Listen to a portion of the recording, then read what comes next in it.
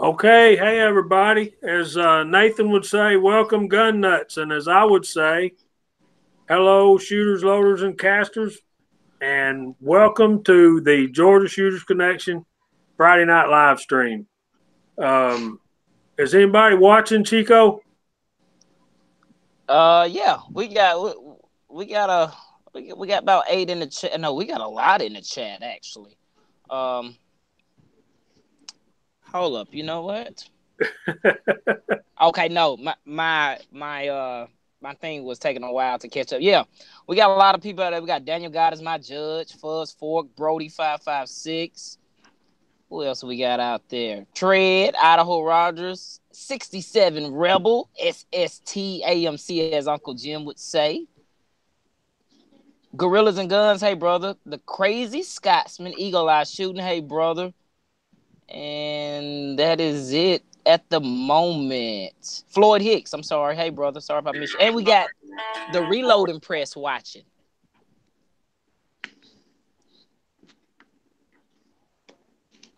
Yes, Daniel. Yes, I am.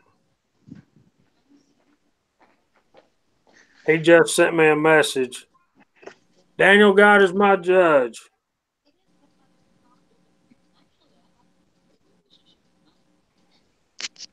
So I want to take a second. Let me send that to him. And welcome our special guest for the night is Mr. Josh Benware. And we're happy What's to going have on, you, guys? brother. Sir? We're happy to have you. Thanks for Oh, coming. how y'all doing? Good, brother. How about yourself, man? Very good. Got me a list of excuses already, so we get this going. Okay, well, that leads us to our topic tonight. And our topic is what is keeping you from reloading? Uh, Normal people don't do like Chico and jump in neck deep with a 650 right off of the get go, but I understand it happens. I mean, we Josh and I got to know each other doing the foreign and domestic chat with the Scotsman, and I just I've really gotten to know him a little bit and really got to know the Scotsman very well, and he's becoming a very important part of my life, which all you guys are. But I'm getting nothing on my phone, so I have no idea what's going on in the side chat. So when Josh first started coming on with us, and I first started coming on with the Scotsman, he was talking about he wasn't reloading yet, but he was going to, and then it kind of turned into, well, I got so much stuff to do, I got this to do, I got that to do, and so basically, I just wanted him to come on tonight and just to share some time with us and just really just get to know him better. And Josh, if you got any views, brother, about reloading, we'll be glad to hear them. If you got any questions, we're definitely here to. Now, I know nothing. I don't know a whole lot of stuff about reloading. I'm pretty much a beginner myself, but I know that there's some guys out there in the side chat that can pretty much answer anything, any kind of questions you got. And also, you can go to the reloadersnetwork.com and find out more than I could ever explain to you. So, just to start it off, tell us a little bit about what your thinking is on the subject. On reloading? Yes. Well, I actually wrote a list of 10 reasons why I don't reload. So I didn't know if you want me to hit those points one by one, or because I mean I don't know if you wanted to address everything that probably why most people don't reload. If you want to hit it from that angle. That sounds good. Let's just go slow. We got 2 hours. Oh, yeah. I was just gonna do one at a time. I mean, first one I got is Now, if you're using factory ammo, factory manufactured ammo, whatever, and you were to blow up your gun because they overcharged it or something like that, that ammo manufacturer, so long as you keep the box, that's why I always tell people, always keep your box that you bought. Even if you dump it all in an ammo can, keep the boxes so you have the lot number, because you can get a refund from that manufacturer to pay for your gun. So if I were to double charge on accident my ammo and blow up my gun, there's nobody that's going to pay me back for that. That's going to be on me, and I'm going to be out $500, $800, however many dollars the gun cost. So yeah, that's one thing. That's one reason why I don't reload. That's one reason. So let's back up for a minute and talk about the reason you know that is probably because of your job.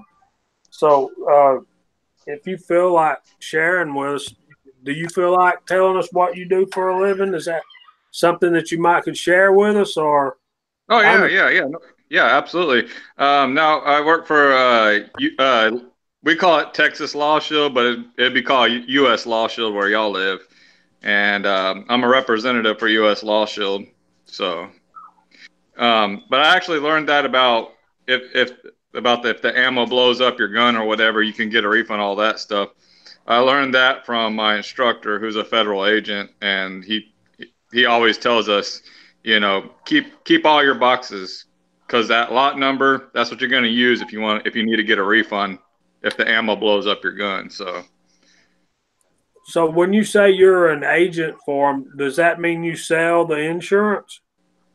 Yeah, I'm a representative. So I go to like if there's a license to carry class, or every license to carry class pretty much, gun shows, we have seminars, and I go and speak to the classes about the program and get them, see if I basically give a pitch and get people to sign up, help them sign up, all that stuff.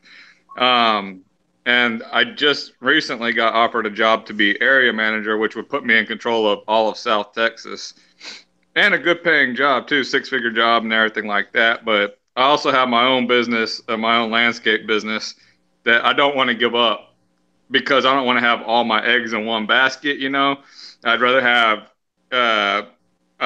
U.S. Law Shield, where if I were to break my leg or something, I can't do landscaping anymore. I might be able to have other people doing it for me, but I couldn't be working myself. So I still have U.S. Law Shield. And if I got brain damage, if something fell on my head and I got brain damage, well, I could still do landscaping, you know? So either way, I have something to fall on, and I have two different sources of income if something goes wrong with one or the other. So if I went area manager, I would have to give up the landscape business altogether and only have one source of income. So that's my whole job thing right now. Yeah, those 6-figure jobs come with a lot of responsibilities. Yeah, well, between the taxes and everything else, it's like I wouldn't be making any more money, really. Well, why do that? I mean, you know, more time away from your family. That's always been my major consideration, is time with my family. And I'm still trying to get my phone to find our live stream so I can see what you guys are saying. Well, that brings me, I got it up finally. No, Kyle is down at his shooting property. We've known for a few weeks that Kyle wouldn't be here tonight. He's down with AOK Forging and Adventures. Is that right, Chico? That is absolutely correct. Okay. I'm going to make sure I got their channel name right. And just as we went... Tack and Brenda, yes. And they're shooting and having a bunch of fun and stuff like that. And I'm sure there's going to be a lot of videos that come out of that.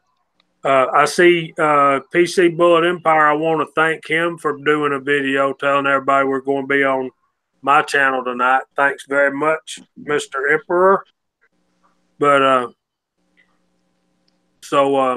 that's a cool thing. I just before we go any further with this, I just wanted to say because there's a couple comments that kind of makes me think that they're thinking that I'm attacking reloading, and that's not at all. These are just reasons why. These are concerns that I have that have stopped me from reloading. I'm not going against reloading at all. So just so everybody in the side chat knows that and doesn't think I'm here to say, oh, nobody should reload. You know, that's not at all what I'm saying. I'm just saying these are concerns that I have that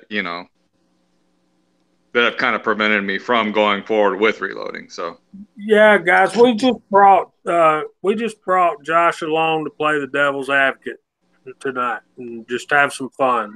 He's just like us. He's a big time Second Amendment guy, and he'll be reloading before he knows it. I have no. Yeah, he will. I think so. You know, and I definitely agree with Josh. I felt like that long time ago. But, you know, my reason for reloading was more of like, I don't want to say cost because everybody tell you won't save any money. You're just able to shoot more. I enjoy shooting. And I'm weird. Like, I want to know why stuff works and how does it work. So, but, yeah, I had some concerns like that. Like, man, am I going to double charge something? Am I going to blow my gun up? Am I going to lose a finger? Am I going to lose my trigger finger? You know, and as long as you follow the safety rules, just like you do with regular shooting, gun safety. You know what I mean? You just pay attention to detail. You definitely would be all right, man. But, you know, your point, what you said about the gun manufacturer, I think I've heard that, but I don't know how you could prove. I think there's always a way that a or, you know, whatever manufacturer would say, nah, there's no way our ammo did that, but you know, that I think that would be an expensive, you know what I mean, something to prove. But luckily, I've never had. But I totally understand that. So you're concerned about that. Yeah. Let me tell you when that thought really goes through your mind, Josh, and Chico will agree. From the point in time where you've sat in your room and you've taken those dirty cases and cleaned them, and you've cast your bullets, and you got your load, you've run them, and you got them in a box. From the time that last round goes in that box until the first time you squeeze the trigger on one of them, that is blazing in your mind, man. Am I going to blow my face off? Am I going to blow my gun up? Am I going to ruin my perfectly good CZ or my 35 Remington? Am I going to do something up, blow something up? Yeah, man, that is rampant through your mind. But after that first ones you shoot, and you start thinking about, man, I can't believe I was able to do this, and it shot pretty good. Yeah. A lot of times it'll shoot better than factory ammo. That's how I killed my chrono with that factory ammo, man. It dropped. It must have been a low charge or something. I don't know. But yeah, JH is definitely right, man. I did a video one time talking about I was on the way to the range. It was a live stream. I just went live and I was nervous. I was just like, look, I'm doing this video. I just loaded up some 45 rounds, you know, and this is my, you know, I'm nervous. But I felt the same way when I did 9mm. You know, my first shot. And after that first shot and I seen it hit the paper, I was like, I should have been doing this a long time ago, you know? Right. But yeah, it's exciting, and it's for me it's fulfilling, you know. I get satisfaction behind that, definitely. And I'm OCD as hell. I'm very, very, very organized. Like, so I don't think I would do that, but you know, it could happen though to anybody. I think, you know. Definitely.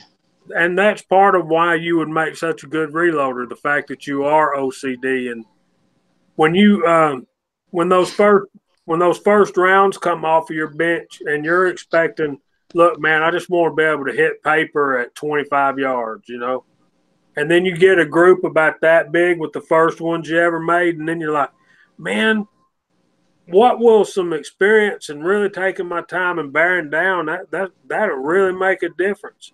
Yeah, once you get to the point where you're shooting better than you can buy, yeah, you know, then you did the right thing. I want to say hey to Michael Sines and Kenny. We made you a moderator. Do your thing, brother. The Reloading Press. Nathan is sick. Is the reason he's not here. I think he got this stuff that I've been fighting since like before Christmas. But no, Josh is nowhere near a anti-reloader. I'm anxious to see what Scott's going to be, Insight Freedom's going to be able to do with his little thing. I got some news for y'all. I did send Nathan, don't hate me. I sent Scott a link as well, but I don't know if he'll be able to join us. But he's probably on the road. He usually is. But we wanted to have him we've talked about having him as one of our guests here in the future as well. So you got a second reason, Josh? Yes, I do. I got like 10. Yeah,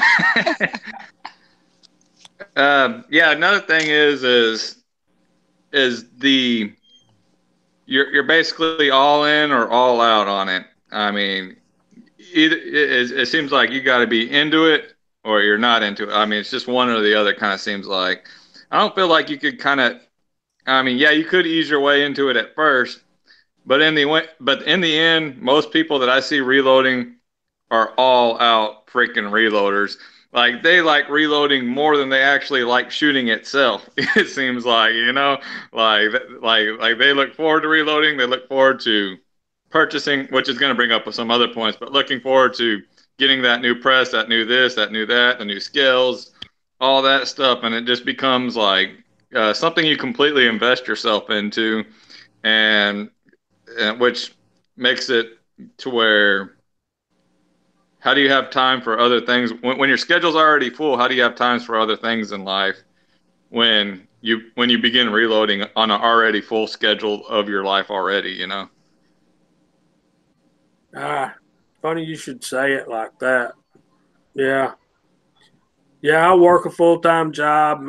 I've been sick a little bit lately, and I got very active in my church. I'm also in motorcycle ministry that y'all may or may not have heard of. But yeah, you get to the time thing is a factor, and I think I'm in that category you just said you were just talking about, Josh, because I look around and I see all these ammo cans that I got full of ammo, and I'm like, man, I got to go shoot some of this stuff up so I can have these cases to run through again, and try out different loads and stuff. But yeah, if I can take a second, I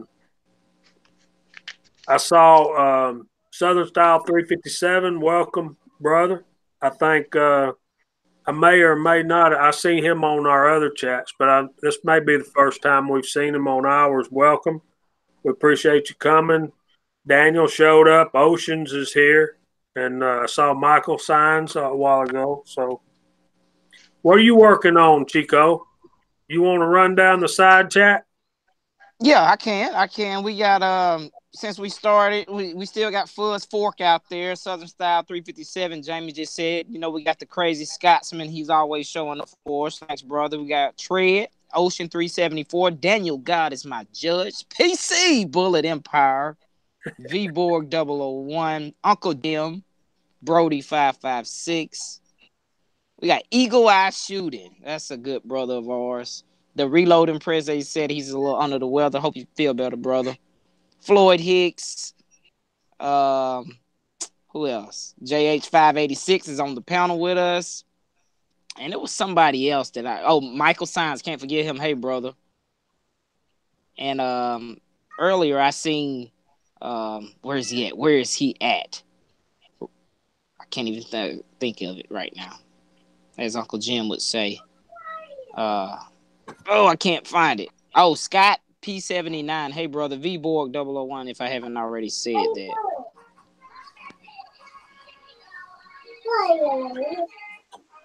We're in trouble, guys.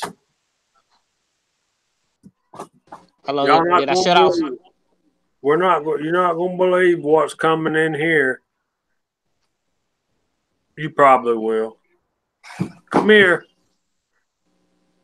You're going to be in here making noise. Come here. Let everybody see what you're doing. MCK is out there also. You're on Hello. TV. Look. Did you see yourself? Look. There's Reapy on TV.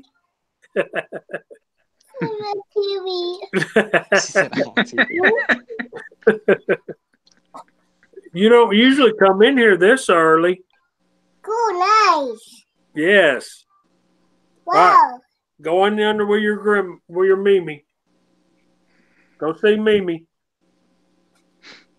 Hey, Thanks Josh, for coming by. I don't know if you can see the side chat. Eagle asked a good question. Eagle Eye Shooting asked a good question. It's about 6 up. He says, "Here's a question, Josh. Would you try reloads from another one of from one of us?" Hell no. Are y'all gonna pay me back for my gun? I mean that just really depends. I mean, no. To be perfectly honest, no, I wouldn't try reloads from anybody. My buddy, he had a Glock 22. We were at the range one time, and this guy said, "Hey, I got a couple cases this guy reloaded, and he gave them to me, and I don't even have a 40." He's like, "So you can have them." And I started looking at them, and all the bullets were like seated pretty damn deep, or else they were very, very low grain weight bullets. One or the other, I couldn't figure out. I was like, I wouldn't fire them if I were you. And I don't know. I don't know. I don't. That's a trust thing for me. And everybody can say, "Oh, well, I trust this person. I trust that person." And the way I look at it is, put your hand in a garbage disposal and let them put their hand next to the switch. If you let them do that, then you trust them. And I wouldn't let anybody do that. So there you go. Like Scarface. Who do I trust? Me. That's who I trust. So I already know you wouldn't take reloads from somebody else in your gun. Would you shoot somebody else's reloads in their gun? Oh yeah. He said, "Oh yeah, it's your gun, blow it up." That ain't my gun. Right. I don't know. I've never had a gun blow up on me, so I'm not scared of that yet. I think if I was shooting my reloads in my gun and you saw me do it first, then you would. I think. Yeah, I mean, it's just, yeah, no, I wouldn't shoot someone else's reloads through my gun. No. Yeah, Daniel had a good point. Josh, since you don't reload, I want you to start picking up all your brass, put it in a box, and put my address on it and mail it to me. I'll take care of it. That'll work. You want me to rake the berms too and get all the bullets out so y'all can recast the lead? Oh yeah. Oh yeah. Yeah, really? And that's something I forgot to write down. And that goes hand in hand with you're all in or you're all out. It's like eventually you start off just reloading and whatnot, and then you end up smelting lead and stuff like that. And then people are at the range digging up the berms and doing all sorts of stuff, trying to get lead and all that stuff. And before you know it, and I live in the city too, so I'm going to have fumes going into my neighbor's backyard, and they're going to be getting lead poisoning. I don't know about all that, but one thing I'll share a little quick story with y'all. We went to the range today, and at my range, we went to Johns Mountain, Chico. So okay. It's kind of carved out of a mountain. They've gone in there with bulldozers and land moving equipment and stuff, and they've kind of carved out like 120 yards by about, what would you say, 60 yards, 40, 50 yards wide. And the backstop the berm is actually the mountain, and it's Georgia red clay. And I noticed when we got there that someone had left a little frame wire, you know, what would you call it? Sifter. Yeah. Someone had left it on the side of the mountain up there, back about 20, 30 yards back behind the longest target. Well, one of the guys that was shooting the AK-47 proceeded to shoot that thing till it was demolished. And when I first saw him shooting at it, I wanted to say, "Hey man, don't be shooting that. That's our sifter." And before he got done, it was in pieces. But that's the kind of thing, you're not the range master. I mean, there's no range master there. I mean, it's a public outdoor wildlife management area shooting range. So we kind of have to try to police ourselves. But I kind of wonder where that line is. When do you have to say something to somebody? Like one guy today, I was trying to get some chronograph readings, and everybody was standing around, and I said, are we cold? Can I go cold just for a second? I just need to adjust this chronograph. And everybody said, yeah. So this one dude, as soon as I stepped off the edge of the concrete, and I mean, my chronograph is 10 feet from my muzzle. You understand? I mean, it's like 3 steps. So I got completely off the concrete, and he said, okay, we can go hot now. And I turned around and I gave him a look, man. And he said he was just like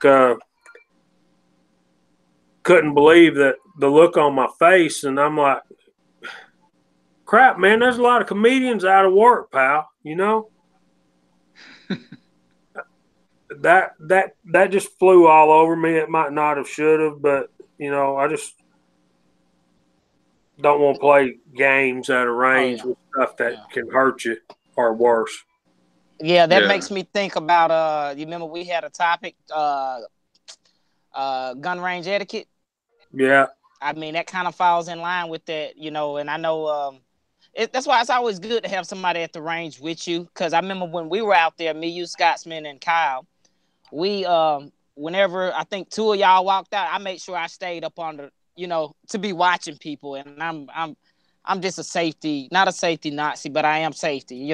Every time I go to the range, I want to leave with no holes in me. You know what I mean? I want to leave the same weight, except for all the brass that I'm carrying, but so people are jerks and idiots in most cases, but yeah, I'm glad everything went all right for you, brother. But people crazy, I know that. But the sifter ideal is good. That is good.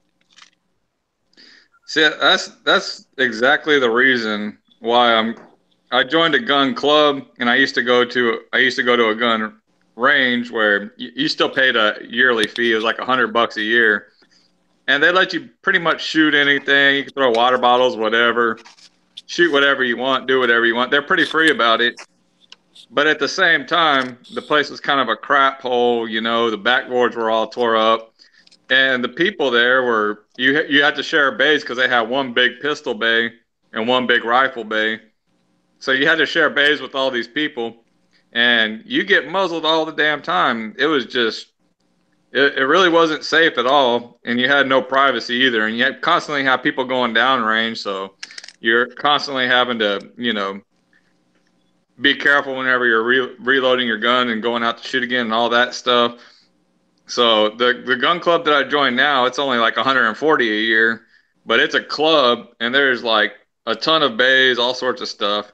And I mean, y'all see my videos whenever I'm shooting, you never see anybody there because you go get a bay, you got the bay to yourself. 50 yards, 110 yards. The only thing you got to share is the rifle range because they only have one bay that goes out to 200. And that's the only thing you got to share. So, but other than that, you get the whole thing to yourself. So, which is nice because, man, I had people actually sitting there talking to me with a loaded gun Well, they have it casually just pointed towards me, and I reach over and I push the muzzle away, and they're like, "Oh, what? What?" I'm like, "Oh, dude, don't point your freaking gun at me." "Oh, I wasn't, dude." Yeah, that's crazy, man. You definitely gotta, the same thing about range, range etiquette. It's not about me being rude. It's about me not having a hole in my body or in my chest or my arm for that matter. When I'm like, all my people skills go out the window if somebody, sweeps me with a gun. Cause I'm kind of, you don't want to agitate anyone, but you're like, excuse me, can you move that way? You know what I mean? So, yeah, I understand, man. I definitely understand. I think that's why we got to be safety conscious of ourselves, and especially if you go there with someone, just like we said at Johns Mountain. I know when Mikhail, I think when Jamie went out because he was doing his 35 Remington series, getting some data, some data that day, and I believe, and whenever him and Kyle walked out, I made sure. I think me and Scotsman, we stayed up under the barn or whatever it was, the little awning, because you never know. You don't want people.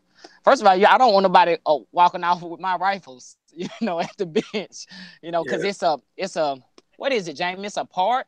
It's basically like a natural forest, and you just pay for parking $5. Cheapest range I've ever been to.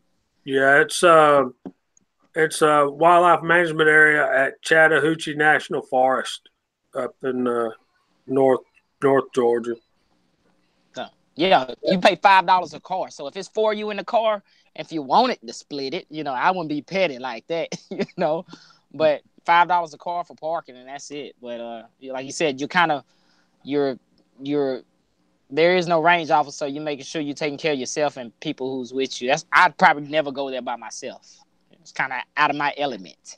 Well, it was not near as crowded today as it was that day. But then again, that was a Saturday in the fall when hunting season was going on. You had people out there with rifles that only shoot 3 or 4 times a year, and that was one of them. So, yeah. So, Curtis showed up. Thanks for coming, Curtis. And Vanessa Kitty. Yeah, Georgia Boy said he's going to Wilson Shoals Wildlife Management Area Range. That's the one I think Georgia Boy is talking about that they're still constructing. They moved back the opening day from February to March. So that's cool. And glad to have Curtis with us, and Idaho and Michael. Miss Vanessa showed up, and we're up to 37 viewers. Can y'all believe 37 people would come tune into my channel to watch us talk about stuff? Thank everybody for coming. Y'all are a bright spot in our lives. So tell us about number 3, Josh. All right, number 3 on the list. Okay, the cost of my ammo, the cost of stuff that I typically shoot, for the most part, 9mm, 7.62 by 39, 12 gauge, just field and target loads, stuff like that is so damn cheap. Right now for 9mm brass ammo, I am paying $7.50 for Remington UMC 115 grain full metal jackets.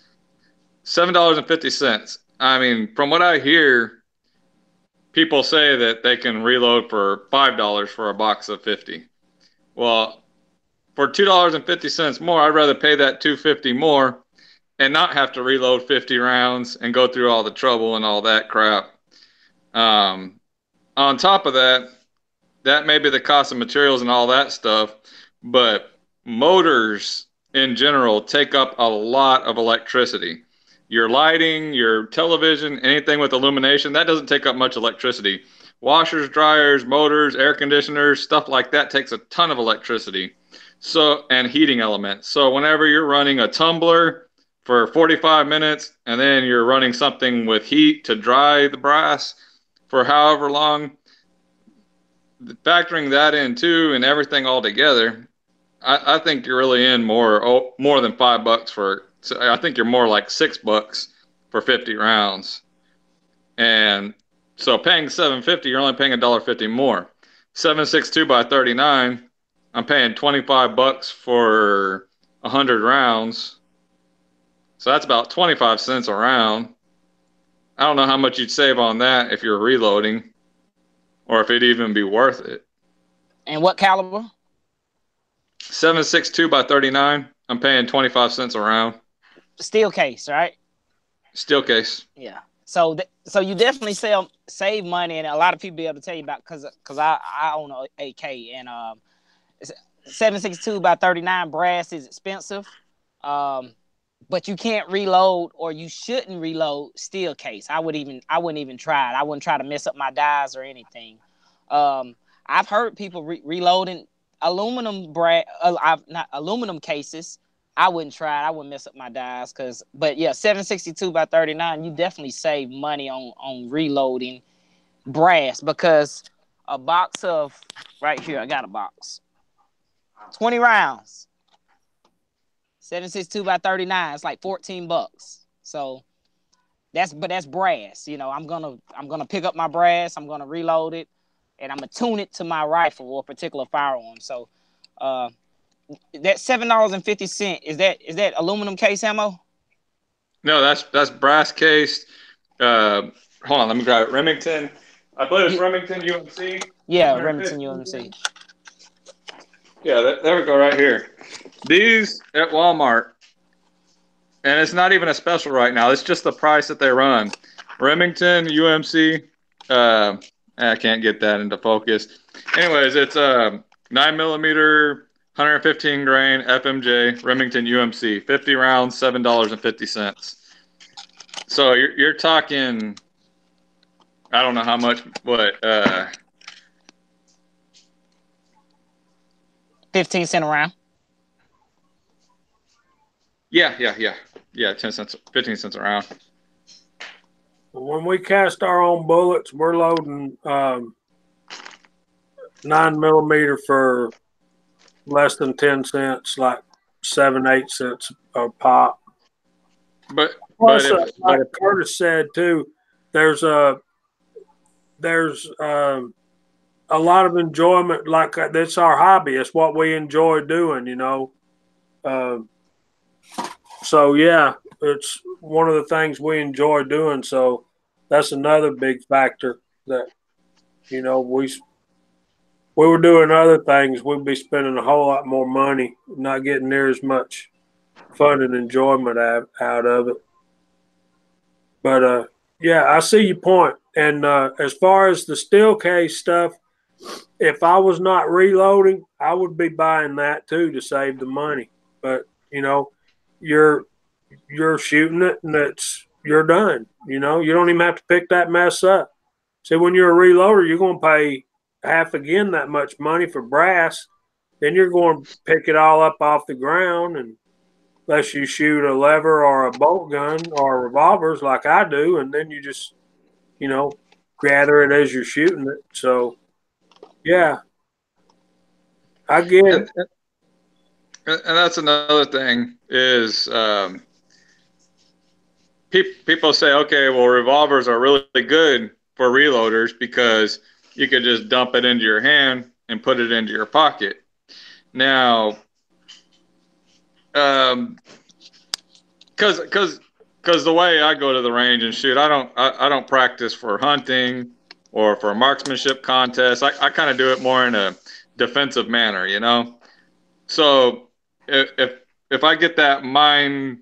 It's like the example of that one cop a long time ago who at that range, they were not allowed to dump their brass. So they would dump the brass in their hand from the revolver and put it in their pocket. And he was in a gunfight.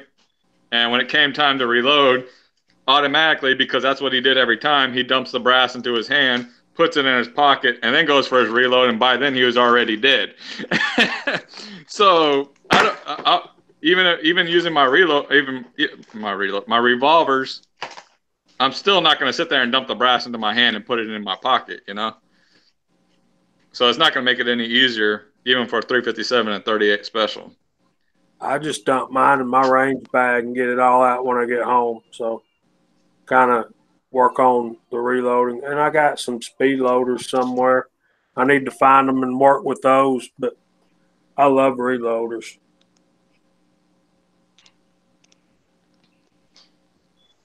Yeah, I know, Tread. We should clean up the range after ourselves, but today when I was there, there was some more reloaders there today, and they were sweeping up everything, and they picked up the brass and then the steel and aluminum case ones. They scooped up and threw them in the trash. So that's pretty cool. Well, not at the club. At the club, I think they actually because they keep it up really nice. Like they keep everything mowed all the time and everything picked up. So they actually have people come and clean up all the brass and everything like that. But at my last range, we had guys that would recycle. So they go over there and they'd rake up all the steel, brass, and all that stuff and recycle it to get money, you know. So that kind of kept that range clean from all the shells everywhere. So yeah, that's that's always good. Excuse me, I'm sorry, because you know a lot of you guys know when you're at the range, there's nothing I can't stand more than like stepping on brass because it's a safety hazard. You can't slip. You can hurt yourself. You got to think you're at the range with loaded firearms. So I normally try to, in the shooting bay or the shooting area I'm in, I try to clear out the space, and after I'm done shooting, it's going in my range bag. yeah. My brass and the people probably next to me if they're not complaining. So, but yeah, that makes sense. You know, especially if you're at a gun club where you're paying a fee or annual fee every year. Yeah, you want it to be aesthetically pleasing to the eyes, you know, safety wise and the ambiance of everything. But I definitely understand that. But I'm the same way, man. If I can find, somebody made a comment, they said they buy their 9mm 22 and 5.56 in bulk. I do that also because I haven't yet to load rifle ammo. But obviously I'm not gonna load 22, you know, for two cent a round. I'm gonna buy that all the time for. I get 525 rounds for like $20, $18 at Walmart or something like that. But 9mm, if I can find a good deal on brass, you know, like the 750, that's not bad. But when you get into reloading, and you go to those stores that sell ammo, and you look up there at the ammo prices, and you like $13 for a box of 9mm. You're like, I can make that, I can roll that for $4, you know, and that's what happens. So it's definitely like Georgia Boy just said, it pays to cast, and that's why I do it. Plus, I like it. Takes up a lot of my time, and it's therapeutic. You hear a lot of people saying that. I'm not the only one. Well, I think there's a lot of reloaders that buy stuff like that in bulk, 22, 9, and 223, where you really see your savings. Like Georgia Boy said, you start buying some 357 Magnums and some 44 Magnums and 4570. 35 Remington, man. That's one that threw me over the edge. I mean, it's just a little deer hunting rifle, man. Why should I have to pay $35 a box for the stuff? The cheapest I've ever found, it's $25 for 20 rounds, and half of them didn't go off. And I knew good and well I could do better than that. I could at least make one go bang. And that was exactly my last point whenever I was saying the cost of ammo that I shoot. 9mm 7.62 by 39, 12 gauge, freaking, what else? 38 special. Probably the most expensive round I shoot is 357 Magnum, and that's 50 cents a round. But a lot of times I use 38 special, you know, just for practice. So most of the rounds I use are not boutique, freaking rare type rounds, you know. Now, if it cost me $1 a round, $2 a round, hell yeah, I would be reloading like a son of a bitch. That's the reason why I sold my M1 Garand and my 308, my Savage Axis-2, and my 357 SIG, my SIG P229. They're all so damn expensive to shoot. They're damn near $1 a round. So I was like, it's not worth it, you know? So yeah, if I still had those guns, I probably would have started reloading, but you know, I'm not a long distance shooter or anything like that. So it's mostly about self-defense, and an M1 Garand is probably a little bit much for self-defense. That's more for, you know, almost more of a collector's item in a way, you know? You know what the first rifle round I reloaded was? What? 30-06. Yeah. And my first loads, I did a ladder load, and I was shooting, inside MOA with my first group with 180 grains Pro Hunters soft point with IMR 4064 Sierra. I love Sierra bullets, by the way, guys. I like Sierra and Hornady are the ones I've used the most of. I've never shot any burgers because, dang, buying those bullets are about like buying fully loaded ammo if you don't know how to shop like Chico. Yeah, I'm shopping. I always try to shop for you know, that's one thing with being a reloader. It really don't make sense for me, and this is my opinion, to buy like 1,000 rounds. I have to buy now I'm talking about just the projectiles. I have to buy at least 2,000-3,000 rounds projectiles to see a savings. You know what I mean? Because if you're buying 1,000 rounds, it's like, 1,000 projectiles, it may be 7 cents a projectile, and you got to think you got a 3-cent primer in there that takes it to 10 cents a round, and then you got powder in there. But it depends on what round that is. But I was just saying for 9mm because that's what I shoot majority the most. I was gonna ask Josh, what around how many rounds you shoot a week or a month? Or roundabouts? It just depends on. It just depends on like recently I've been kind of burned out. The first time I ever shot a gun in my life was 3.5 years ago. First time I ever shot a gun ever in my life, 3.5 years ago. So the first 3 years I went crazy. You know, I was shooting, well, not crazy, but I was shooting at least 5,000 rounds out of the gun that I carried, and probably about 5,000 rounds a year. Probably about 3,000 to 4,000 rounds a year out of my AK or AR, whatever I owned at the time.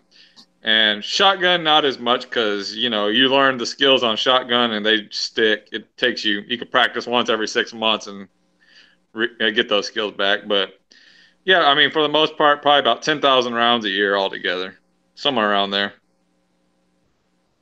Now, not as much, probably, like as of recently, as of the last 8 months or so. Right. Yeah, it slows down for a lot of people during the holidays as it did me.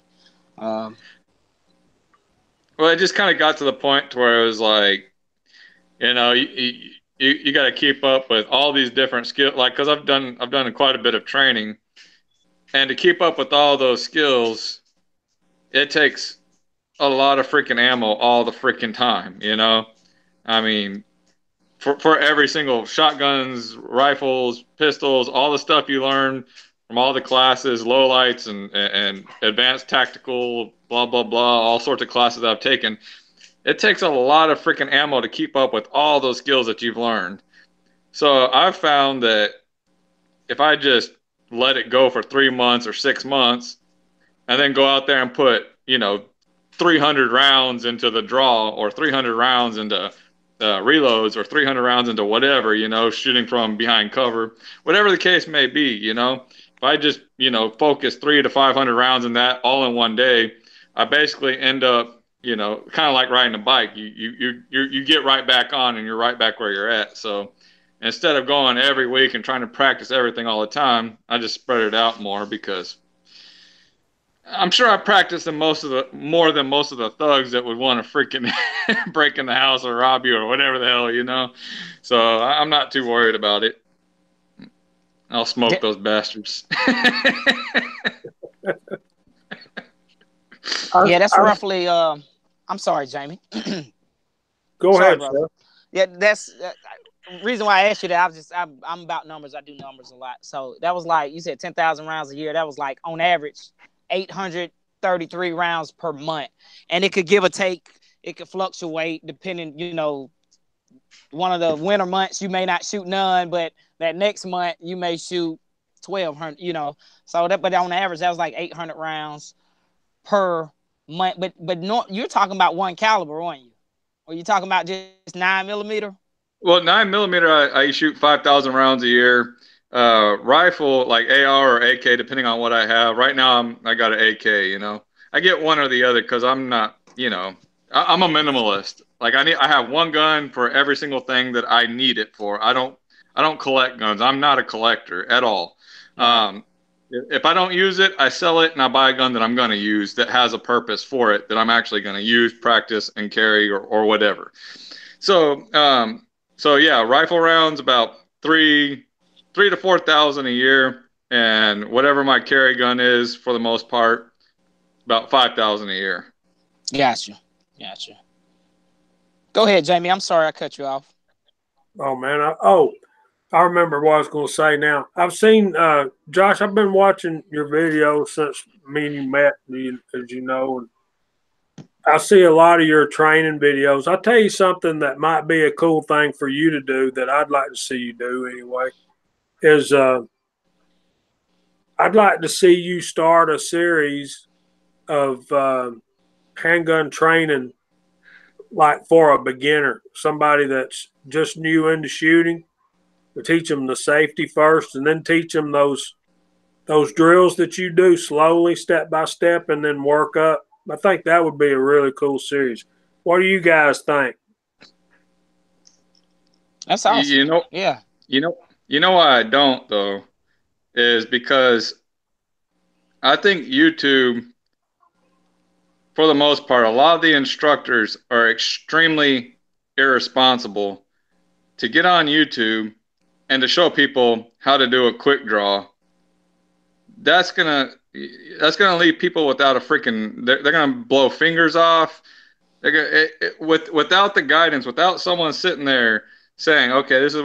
I mean, yeah, I'm saying when you're just addressing the broad public or whatever. Like me, I was able to quick draw for the most part and be somewhat safe, but I didn't really push it before I got any training. But if you have someone quick drawing from concealment, a lot of times people don't know that. Like for example, in most basic handgun classes, when you very first start, you're not learning tactics. For the most part, you are, but for the most part, they're just teaching you skills when you first start tactical training.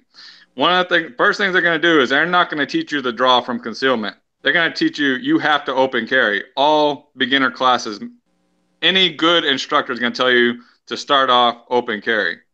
And what they're going to do is, for the most part, they're going to tell you to, with your left hand, slap your chest and grab your gun a certain way, all sorts of stuff or whatever. But the reason they tell you to do that for whenever you draw is so that hand goes under the gun. Now, you have tactical instructors on YouTube saying, oh, this is how you draw. You do this and you do that. And you get people drawing from concealment, and they don't know what the hell they're doing. And they go and reach for that gun, and they come up, and they're trying to rush, and they bring their hand out, and boom, they shoot their freaking finger off because they're taking YouTube tactical instruction. That's not good. And I think it's the first class I took, I was blown away of all the bullshit on YouTube of these tactical instructors on YouTube. I was blown away how stupid they are.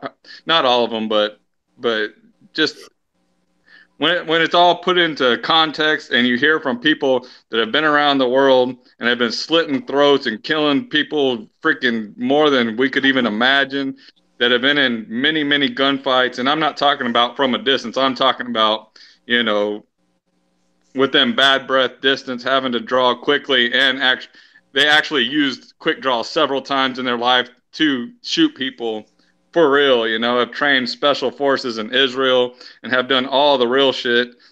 And then you get these people on YouTube that are, oh, well, I was, you know, in the local PD and I was a Marine and or whatever, you know. Therefore, you know, well, it's something, you know, I'm not bashing on that, but I'm saying that doesn't make you an instructor. And that's pretty much the qualifications of most YouTube instructors is, oh, I was in the local PD and I used to be in the military. I was just an idea, man. Just a thought. I thought you did. No. I'm just saying that there's so much that could go wrong with trying to explain things to people on how to do stuff. You know, like there's a lot of stuff that I would love to talk about, especially when it comes to low light tactics and stuff like that. There's a lot of really, really cool stuff. I mean, that is my favorite is low light training in the dark. I mean, that is the funnest classes I've taken were in the dark. And the techniques and tactics are completely backwards from what you would do in the light. Everything you do is completely different. The way you move, everything. The way you use a flashlight, the way you shoot from behind cover, you're crowding cover instead of cover plus a foot and slicing the pie and all that crap. I mean, it's just a completely different game, and you're using more of you're using your four senses, all sorts of stuff, because your eyesight's not as good. All sorts of, I mean, stuff there's a lot of really cool stuff. Like, for example, if someone were to break into your house and it's completely dark where they're like they break in your front door, it's completely dark from where they're standing in the hallway, and you're at the doorway of your bedroom, and the only light in your bedroom is your alarm clock, little light, and that's off in the corner. But there's a very little bit of lighting behind you. That little bit of lighting behind you makes you freaking blind from seeing what's in front of you, where they can see you perfectly well. I mean, stuff like that I mean, all sorts of stuff that's just would be cool stuff to talk about and to demonstrate. But I don't want to go there. I'm not an instructor. I just thought it'd be a cool series of videos. Eagle had a point. What's your take on training we see out there without hearing protection, like for disorientation and stuff? Do what? You ever done any of that training without hearing protection, where they try to get you disoriented and try to make you run a course? Nah. He says. I mean, I've fired shots before, and without hearing protection because I had to. And it didn't disorient. I mean, for example, like one time, my dog right here, she's like 15 years old, but a couple years ago, this monster mutant pit bull got in my backyard and tore her up. And I went back there and it started running at me, and I couldn't see nothing. You know, it was pitch dark. And so I had to fire a couple shots, but it sounded like you could barely even hear it, you know? It didn't disorient me whatsoever. You don't hear it, you know? It's not like when you're at the range and you accidentally forget to put in your earplugs, and by the time you shoot that second round, your ears start ringing. Like, it wasn't like that at all, you know? I mean, just from that experience. Okay, Nick Gale said he's got to go. Thanks for coming by, Nick. But yeah, Kenny's a good brother. We really think a lot of Kenny, and he asked a question like that, so I got to ask you and get your take on it. So I don't know what happened to Chico. Maybe he'll be back in a minute. No, I'm still here. I just had to cut my camera off for a second. You know what? What was your because I know you had 10 of them. What was your number 4 reason for what's keeping you from reloading? Have we done 4 yet? No. Well, I think I already pretty much went over that. It's just how time consuming it is. But I think we pretty much touched on that one. We got around to that one. What's the next one? I think we went to that one too. Doesn't it wouldn't really save me money. I think we kind of dug into that one. Okay. Here's the next one. A never-ending money pit. It's like owning a boat. You know, you're throwing your money in a hole in the water. You constantly, because I see people, and you think about it. Oh, well, I'll get a single stage press, and I'll get this, and I'll get that, and I'll be set, and I'm not going to get more stuff. You know, I just want to reload with the bare minimum, and it's not going to cost me a lot of money to get into it, and I'll stop there. You know, and just reload from there. I've never seen a reloader, not that I know of, that just stopped there. They get more. They get a better scale. They get a better press. They get another press, unless you're Chico wise and you go all out and get a good $600 press to start off with. They want a better scale. They want more scales. They want these new dies or this new thing. You know, chronographs, all sorts. I mean, it just, the list goes on and on and on of the stuff and the upgrades and the new stuff that people want. That it seems like a never-ending money pit, you know, in my eyes. I say yes and no. I mean, it is. You got to set your limits on stuff. You know, I know what and it's just me. You guys know I'm a deal seeker, but I know what I wanted to do with my situation. Luckily for me, you know, there was some cost saving type deals in it. You know, I was thinking like, you know what? When I did the math of what it would take me to shoot 300 rounds a week, which some people say that's nothing, you know, because I know guys who shoot 1,000 rounds a week, but they're in competition. So that's one thing that drove me to it, because I want to get into some competitive shooting. But yeah, so I definitely understand what you're saying, but if you set your limits on, hey, look, I'm just reloading for rifle, or I'm just reloading for pistol, that can be, you can keep that minimized. And I know some people who just reload one caliber, you know, just because they like, look, I'm not interested in nothing else. But as you get up, like you were saying, in the bigger calibers is where you save the money. But yeah, you can. Yeah, Eagle said it is a money pit. I was trying to say it, you know, I was trying to be for real, but yeah, I mean, it could be. But if you set your limits on stuff, man, you definitely can. See, Kenny is an honest reloader.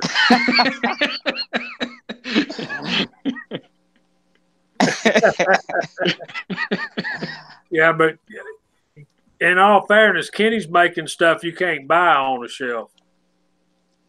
And that's what we all work to.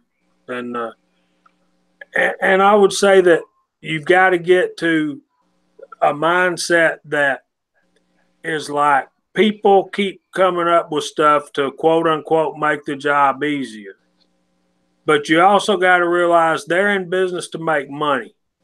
And they're going to, their job basically is to separate you from your money, because they want the money and you have it. And it's not just in reloading, that's in all facets of life, period. And once you get to the mindset that, yeah, that's, you know, is what I'm doing sufficient? If what you've got to be, well, like the Bible says, contentment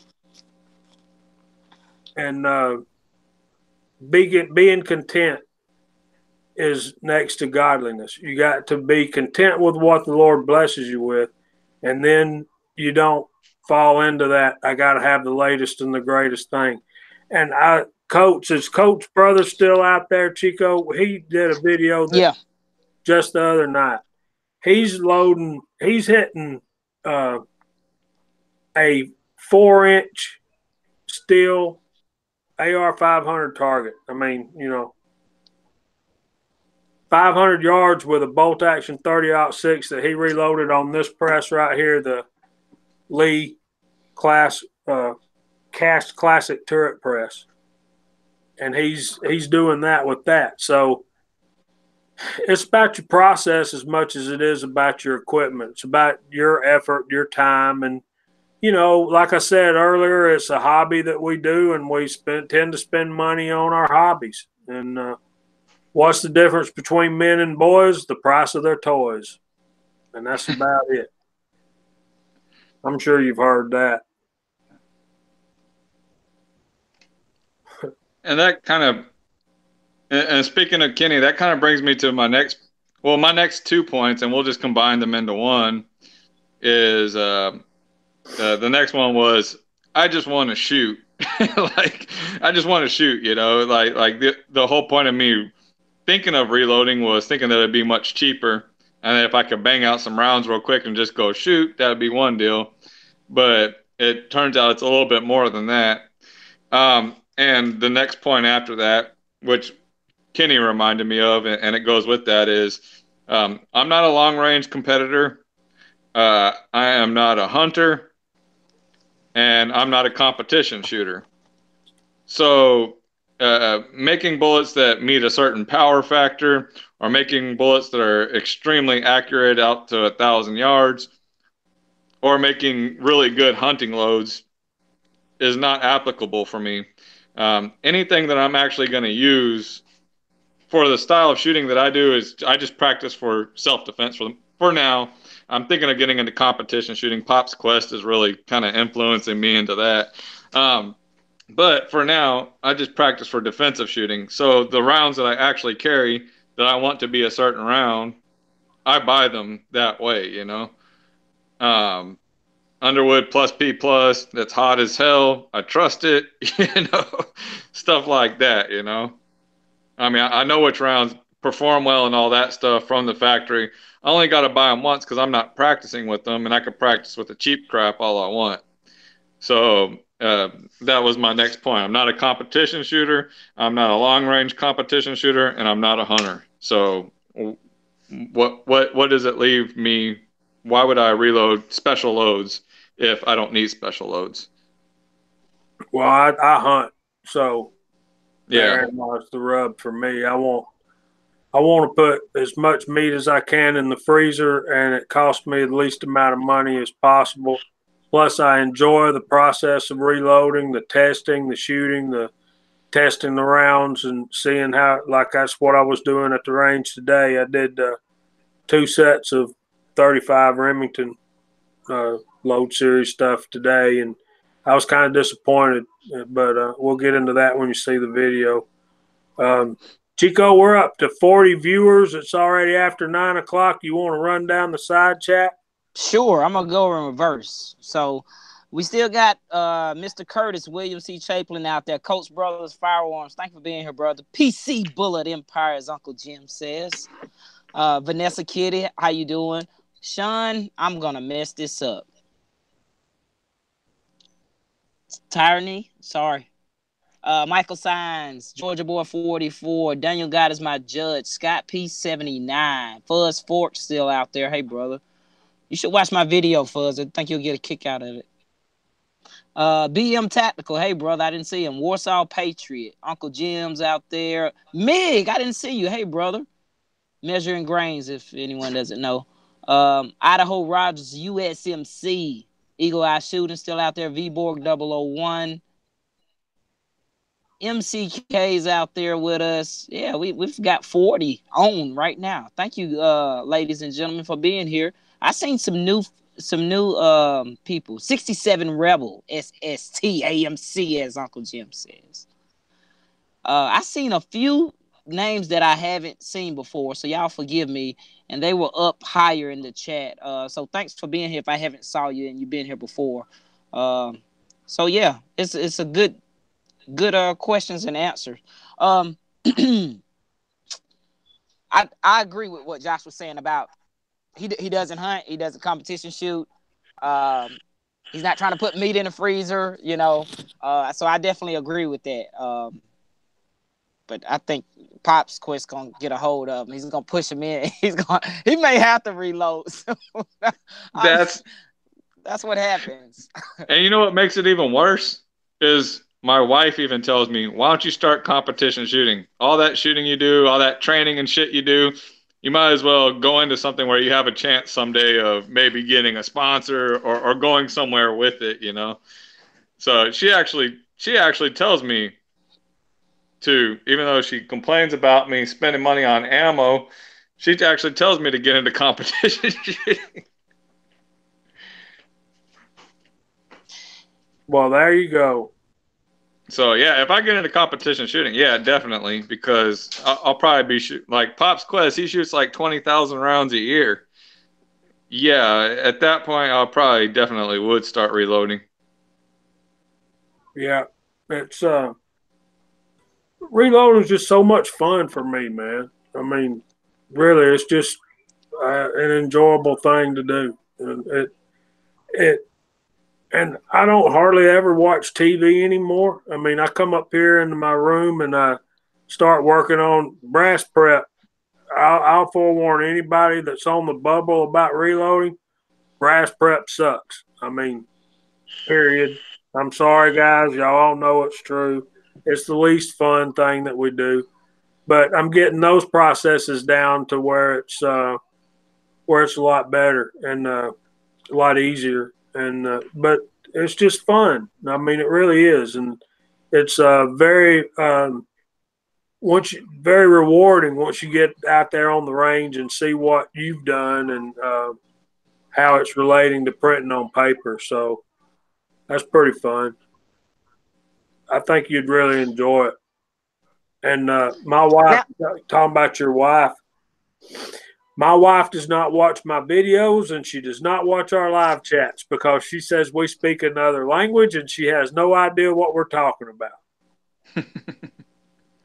You know, I could talk about it now in front of my wife, but I wouldn't have said it before. But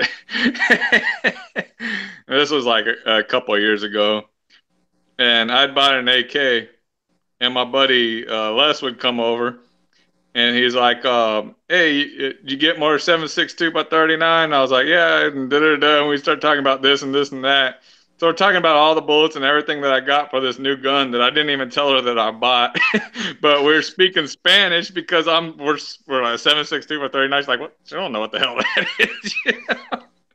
So it's just all Spanish. We just wouldn't directly say your new gun, and she had no idea. Love you, baby. Kenny got a good point. Yeah, you don't need to reload, Josh. And you definitely don't need to start casting bullets because every new person in the bullet casting takes down the resources that me and Chico can scrounge up. So, yeah, you don't need to be doing that. So, but you live way down in Texas. I got a question, Josh. Does your wife shoot? Do you take her shooting? I've taken her shooting. She's not too interested in it. I mean, that's just a random question. I was wondering. Yeah. I mean, she would shoot with her brothers when she was younger. She would do skeet shooting and she was like out shooting everybody at skeet shooting. Like moving objects, she's like really, really good at. That's like, I guess that's like a natural thing for her. So if she ever gets pissed off at me and has a gun in her hand, I'm going to stand still.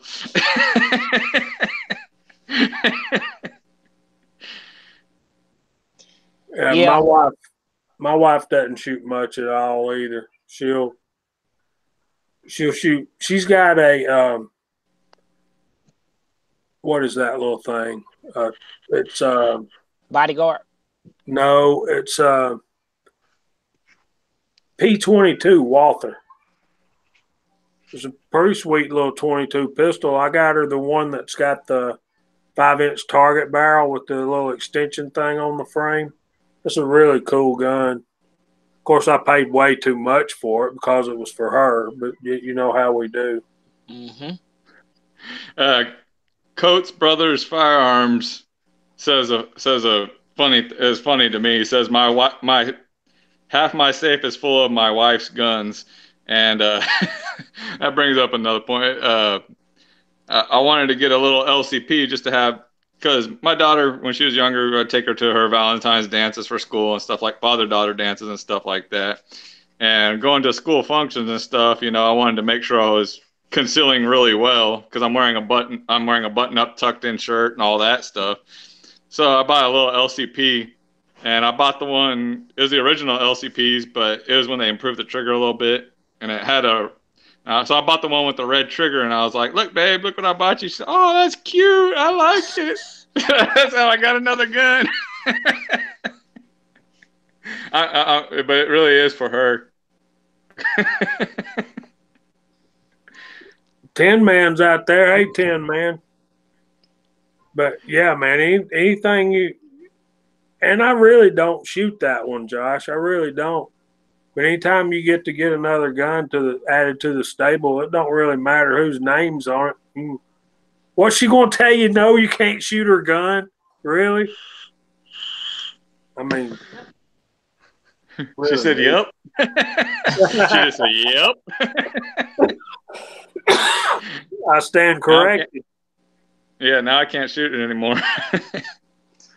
Hey, look, I heard and you guys may have heard it. So look, I heard they said this guy was talking about all the guns he had or whatever. He was like, "This is my fear when I kick the bucket." He said, I fear that my wife will sell all my guns for what I told her I paid for. So I was like, that's bad. So don't tell your wife you paid $200 for a $1,500 gun, or it might go for sale for $200. That was random, though. Sorry. Well, I don't tell my wife how much I pay for a gun. I go to the gun store when she's at work, and I bring it in the house and sneak it in the safe, so she don't. Yeah, then it's like, oh, it's been there for a long time, baby. Yeah. Oh well. One time, one of her brothers came over, and he was a war vet and all sorts of stuff. He's into guns a lot and all sorts of stuff, and we always talk about guns and everything. And he's like, "Oh, what do you got?" and whatever. And so I open my safe and I start pulling out all these guns, and my wife's just like, "When'd you get that? When did you get that one? Where'd you get," like, just all of them? She's just like, "Where'd you get?" I got in so much trouble because I wasn't even thinking. I was just excited about showing off my guns to him. So yeah, I got in some pretty big trouble that time. Yeah, Daniel, I don't think my wife's going to go for that. I think she knows just a little bit too much about guns to think that my Smith & Wessons are high points. So good idea, though. Yeah. Yeah, so you got another point? Yes, my final one. Chico, are you there? Are you listening, Chico? Yeah. Yes, sir. Okay. I want to make sure y'all both hear my final reason why I don't reload. The whole chronograph thing. I don't want to shoot my chronograph like you and Jamie did. Hold on, brother. Hold on. That's my final one. You need to check that at the door, brother. You need to find out who really has shot a chronograph in this room and who ain't. Well, see, I can tell you. Oh, but your final point was because you don't want to shoot a chronograph, right? Yeah, like you and Jamie. And when Jamie told me, he's like, "Oh, it's gonna be me and Chico on the live chat." I was like, "Oh, I got one for both of them for the last and final point." I just messing with you. I had to get both of y'all on that. So Jamie hasn't shot his chronograph. Me and Kyle shot ours. But I killed mine. Like, Kyle just hit the leg or something. But I put mine down like a rabid dog, but not intentionally. But Jamie, you didn't shoot the post on your chronograph or something like that before? No. That was Kyle. Oh, okay. That was a long time ago. I guess I got it confused. I was still new to y'all's channel, so I don't know. Yeah, you know what? When I posted that video, man, and luckily I had it on camera. That's why if y'all go and watch my video, I say I did not do this on purpose. I did not do this for views. It just so happened I was recording. And I was like, I gotta post this. I'm a new reloader. I'm gonna show them what happened. People gonna chew me out. And it was so, I ain't even gonna lie, man. It was people that was like, it happens. It was like, you know what? You Georgia boys are honest. And that right there told me that more people have shot in their chronograph. They just haven't let everybody know about it or had it on video. They don't admit it. I search YouTube. I have a Chrono Killers playlist on my channel if y'all want to look at it. I search YouTube. I got like 6 videos up there. One of them mine, one of them Kyle's. Pex 2A, I got his video up there. Loads of Bacon, I got his video up there. The other 2 people are some people that I don't even know. And I'm like, all the people on YouTube, these are the only videos I can find with people that shot their chronograph. But some older guys, reloaders, told me, they said, you know what? You're a reloader. It's either gonna happen or you shot your chronograph or what do you say? It's not if you will, it's when you will. So it happens, man, you know, but that comes with the territory, you know.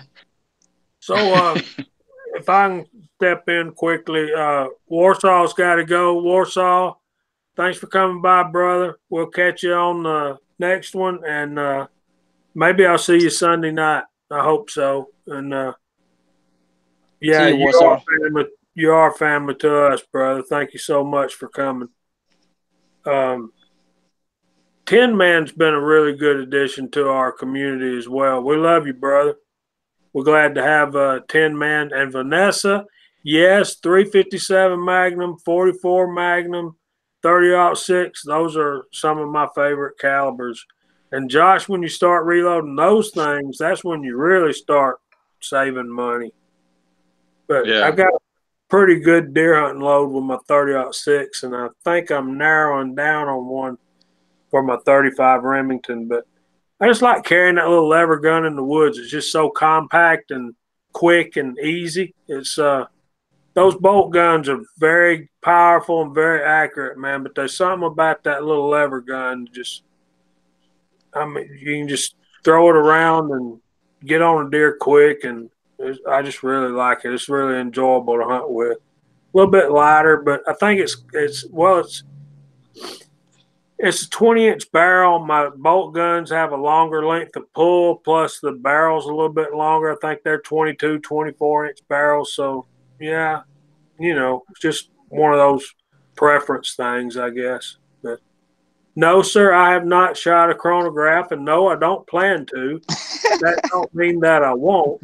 And something that's like Chico was saying that, yeah, we're kind of honest around here, but that since that's happened, there's been a lot of guys that aren't posting videos about it, but they'll tell you. Say, yeah, I did it. Like, where's the video? Show me the proof.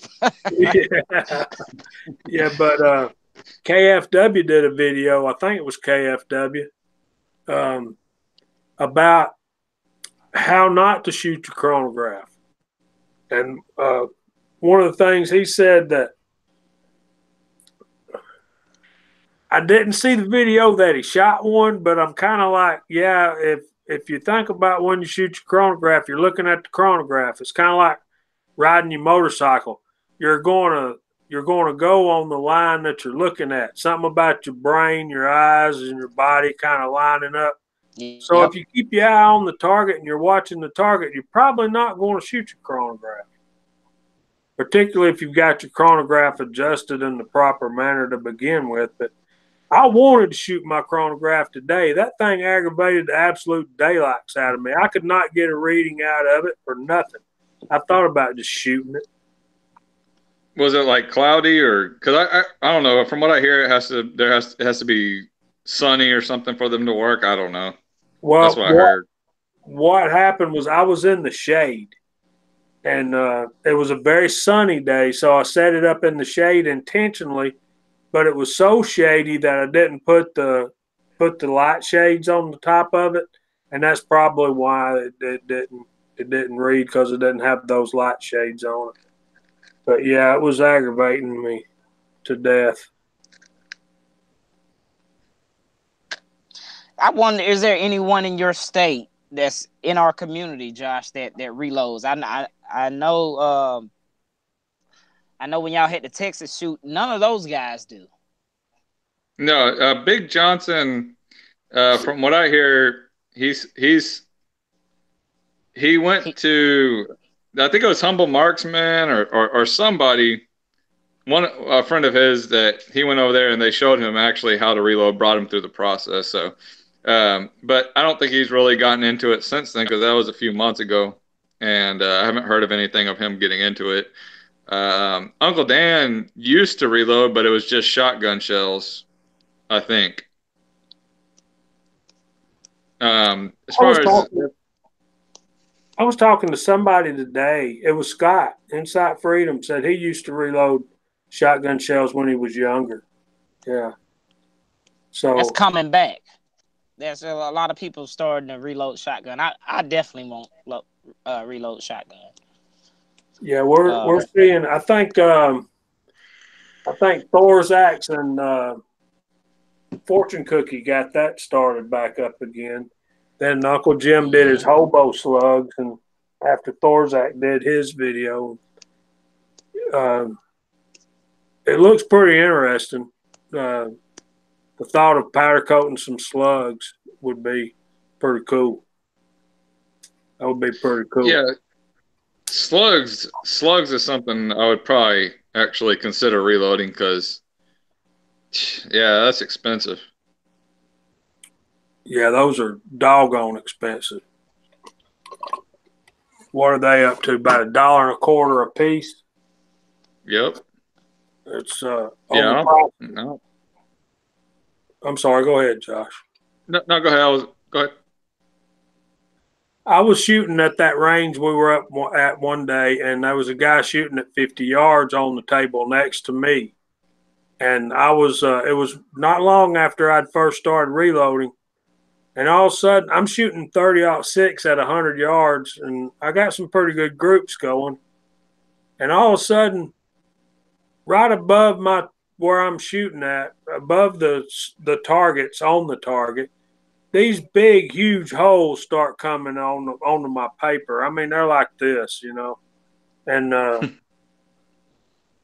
like, where are those big, huge holes coming from? And the guy next to me was reloading slugs and testing them out there that day. And he, like, as soon as I said something to him about it, I mean, he was like apologetic, very apologetic, and, you know, very, very good dude. And I didn't say anything to him to get on to him or anything like that. I'm like, where did them big old holes come from? And he's like, yeah, man, I think I did that. And I'm like, well, man, they're shooting good. And he was wearing the bullseye out with him. At 50 yards, man, he was nailing it. And I'm like, that's cool, but he was at an angle and they were going through his target right up there to my 100-yard target. And so, yeah, they had some power, man. Think about it. You're shooting them at 50 and they're still climbing as they get out to 100. So, yeah, that's pretty cool, man. Yeah, slugs are. I mean, that's something to practice. I mean, with my Mossberg 500 18-inch barrel. What was it called? Cylinder bore. When I shoot if I shoot at 25 yards, it's pretty much dead on where I aim. I shoot at 50. I got to aim about 6 inches low. Well, no, I got to pretty much aim belly button if I want to hit chest from 50. And then 100, it kind of evens out a little bit. It kind of gets more towards point of aim, point of impact. And that's a slug? Slug, yeah. Yeah, I mean, at 50 yards, I'm pretty much aiming like on my 2/3 silhouette target. I have to aim at the very bottom of it, where the belly button would be or where the belt line would be, to hit it in the chest. But I just have a front bead sight. Right. I don't have the ghost sights and all that crap. Ghost ring sights. Yeah, that's going to be an issue with an 18-inch barrel shooting those. You got that bent rib on the top, or does it? Yeah. Yeah. Okay. Yeah, I can see how that would throw you off. You got a very it's a shorter. What's the word, Chico? Help me out. Is it a sight radius? That's it. Sight radius. Yeah. Yeah, sight radius. Yeah, there's no rear sight at all. Yeah. It's just the front gold bead. And at first I didn't realize it, but I mean, it goes the front bead side, it goes up and then comes in and then it goes up and then it goes around. It has that little round ball at the top. And you got to get that round ball down to where you can just barely see that round ball for it to hit dead on at 25. And then at 50, you're still hitting, like I said, about a foot low. I mean, you're hitting a foot higher than where you're aiming, even whenever you put it all the way down to where the bead is at the bottom. Uh-oh. Chico had a reloading accident. But Curtis was asking about my Mauser. We did I shot it for the first time today and got some footage, and that's going to be coming out hopefully sometime over the weekend. So, Curtis, I don't know if any of the rest of them have maulers or not. And I'm trying to come up with a name for my Mauser. Curtis, what did you name yours? Curtis has a Rosie, I think. Is that it? Anyway, Josh, you got to help me with this now. You got to remember now, I won this Mauser for the Full Ed Taco giveaway. So it being from Full Ed Taco, I need a Spanish, Mexican type lady's name to name my Mauser, and I'm thinking Margarita, but that's too long. So Mary, no, it's too American. So anyway, guys, y'all got to help me come up with. It's a Spanish Mauser. No, it's golly. It's a Yugoslavian Mauser, but I want it from Full Ed Taco, so I got to have a. Well, I don't guess it matters, but just my thinking, I want something Spanish, Mexican to name it. Something like, Rosita. There you go. I like that. What do y'all think, guys? Hit us up in the side chat. Let us know a Mauser name of some with some Spanish type Mexican flavor to it. Rosita's got it so far. Y'all come up with something better. And can y'all see that? Can y'all see that? I'm gonna stay talking on this Winchester 9mm. Can y'all see that dimple on the primer? This is factory ammo. That's a very light strike, isn't it? Correct. And it hasn't been in my gun at all. This is factory ammo I took out of a box. Look at that.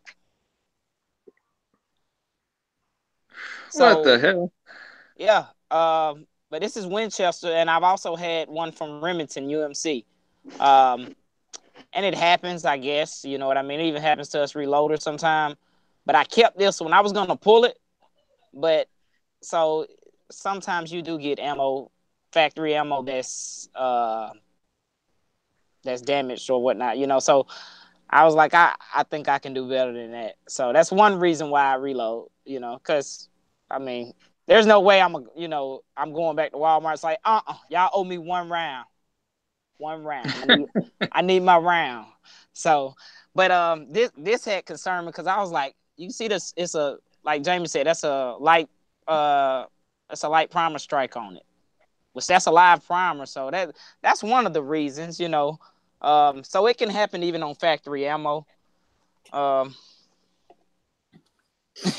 No, Curtis, it did not pass the plunk test. That definitely wouldn't pass the plunk test. So, but I keep that. I keep that in an empty box I got. So I know it's not what I did. It's factory ammo. So that's one of the reasons I reload. But everybody has their own reasons, and I enjoy it like most of us do. Another thing with factory ammo, which you probably could, most of your factory ammo is gonna be round nose. right? Or if it's not round nose, say like for these right here, these flat nose, they're gonna be considerably higher. Not, let's just say both of them were 9mm, but you know, your truncated cone versus your. I mean, I've seen some ammo at, you know, gun stores and that's different than round nose, but it's substantially higher than the average, you know, round nose plinking rounds or something like that. So that's another reason. The variety of bullets, the different weights, you know, because if you get into reloading, you so many options you can go. You got light bullet, heavy bullet, you know, different designs, meat plats, all that. Scott made it. Hey, bud. Hey, Check brother. your email, Scott. If you want. Michael Sands says Maria is Spanish for Mary. And Uncle Jim had one. What was it? Puma? Puda. I don't know. What? You have to give me the pronunciation on that one. Who said that, Uncle Jim? Yeah. Bless you. Thank you. And then, you know what? Here's another thing. This is why, also another reason why I started. Everybody remember the ammo scare a couple years ago? Well, actually, about 4 years ago. So that's one reason. Even though that's one reason why I started reloading. It's just, you know, and then I just have my own personal reasons. Well, I mean, if I can't get ammo, then I'm gonna save money. that don't bother me. You got paperweights then. No, right? I mean, no, I got a 50 cal can full of defensive ammo. That's good. Like I got hundreds and hundreds and hundreds of rounds for every kind of gun I have of defensive ammo. I have a 50 cal can full of defensive ammo. So that's all I need for self-defense. If we have an ammo shortage, it's not going to affect me as far as self-defense goes. It's just going to affect me being able to go out and practice. True. So we're not going to be able to convert Josh tonight, but if he ever decides to convert, he's going to have all of our support on the side chat, along with, you know, the Reloaders Network. And, you know, if you ever have any questions, brother, you can definitely always ask us. That's what we're here for. That's one thing about me, man. When I got into reloading, I thought it was going to be some of these older guys that are going to be like, you don't know what you're doing. Don't you just, you know? And it was not like that. It definitely, everybody was welcoming. You know, everybody didn't even know, you know, and they were saying, you know, that, you know, a lot of them was rubbing me on my back when I shot my chrono. They was like, it's all right, it happened, you know. But you know, but definitely a lot of people reached out to me, man. And even Pops, like everybody knows Pop's Quest, he said, man, you gonna love it. I'm like, he don't know what he talking about, man. He don't even know what he talking. But a lot of people was like, hey, if you have any questions, you know, Jamie, Kyle, Eagle Eye, Uncle Jim, Willie Bullet Man, Curtis, a lot of people. You know, I shouldn't have started calling names because it's gonna be somebody I leave out, and I don't want anybody to be mad at me.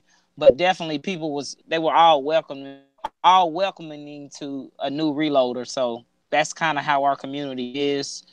So if anybody has any questions, you know, you can pretty much reach a lot of us on here, Reloaders Network, Slack. Got Tim Man, Mick. It's a lot of people, man. I'm gonna stop saying names because I'm gonna leave someone out. So Insight says, what about when the government only allows you to buy 20 rounds a month? I'll tell them, man, I'm gonna have plenty of money then.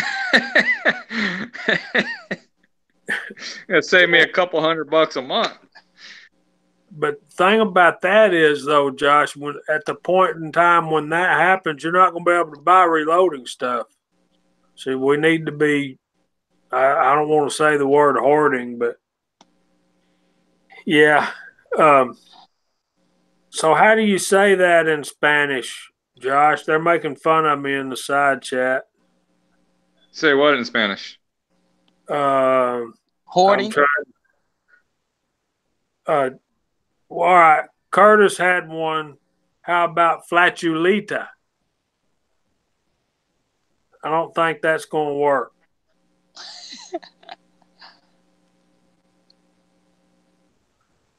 Let me see. I'm trying to find it. I don't even see a Curtis on here. It's William C. Chaplin. It's who he's talking about. Oh, okay. No, Uncle Jim said PUTA. Is that a Spanish name? Oh, yes. It could be. That's a puta. That's basically means it means a slut, basically.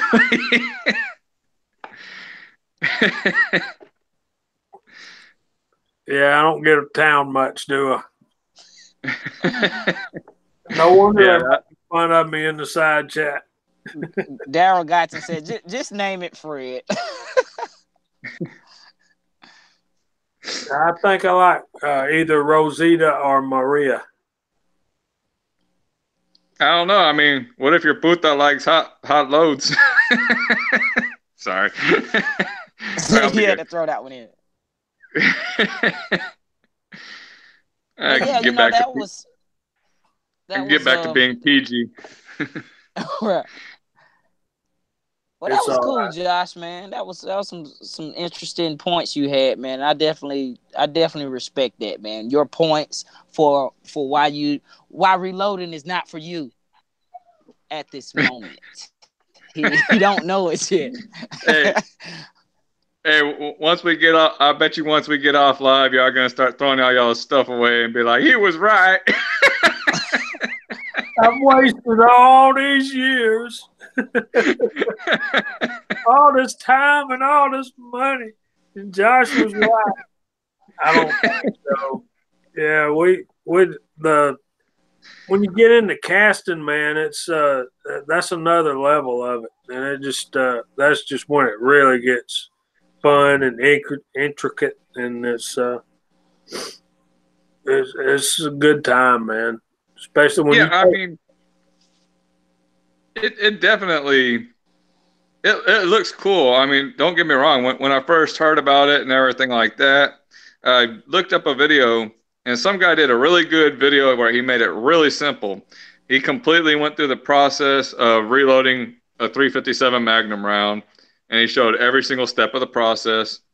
And I mean, it was like very understandable, very easy to understand, very, and I was like, I could do that, I could do that, no problem. And it looks cool. It looks fun. And it looks like it'd be enjoyable. It looks like it'd be fun, but it's just, geez, it's like people ask me, why don't you get on Instagram? And I'm like, are you freaking kidding me? I'm trying to keep up with everybody's videos on YouTube. I'm trying to keep up with YouTube. I'm trying to make videos for YouTube. I'm trying to work 2 jobs, and I got a family and everything else going on. How the hell am I going to start an Instagram account? How the hell am I going to start reloading? It's just like it's hard to get that extra time, or what extra time what extra time you do have. It's like I want to relax, and just enjoy, New Tech's going to ask, what do we recommend for a single stage press? I think if you're starting that Lee Classic cast press single stage, or the turret press is good to start with as well. Now, the classic cast, are you talking about the one that's steel, that's actually steel and not aluminum or whatever it is, Jamie? When I say cast, I'm talking about cast iron. Yes, that is a good beginner press, in my opinion. But you know what? Here's another thing too, because a lot of people bring up the money. Let's say you're unsure, and it's just my opinion. If you're unsure about reloading, this same press right here, the one that I sent the Insight, you're always going to use this press, a single stage press, even if you have a progressive press. Here's the thing. It's like it's less than $35. But if you don't like reloading, someone would definitely buy it from you. So it's not like you can, in my opinion, it's not like you get a press and you don't like it.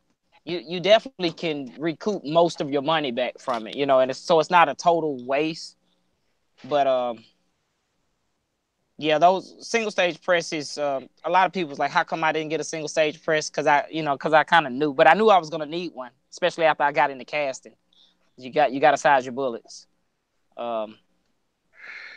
So when y'all go, I just want to ask y'all, when y'all go, do y'all have private ranges that y'all shoot, like in your backyards, or do y'all go out to public ranges? Like, so when you're some shooting public, some private.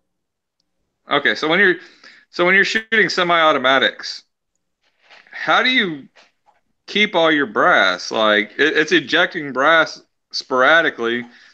Do you just stand still and put a tarp out and stand next to the tarp so it catches all the brass, or do you go and find every piece of brass that you just shot and spend another 30 minutes collecting your brass so you can reload it? I mean, basically, yeah.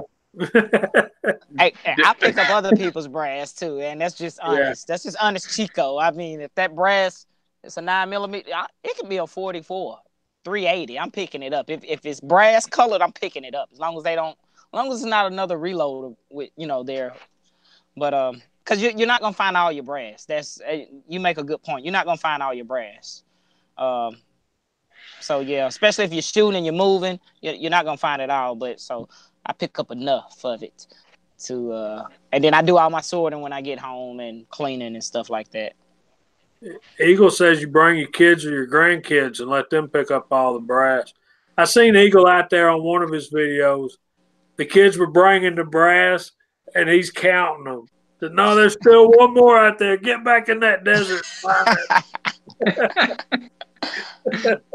But yeah, when we go to the ranges that we go to, like I'll go shoot 40 Smith & Wesson and maybe 35 Remington or whatever.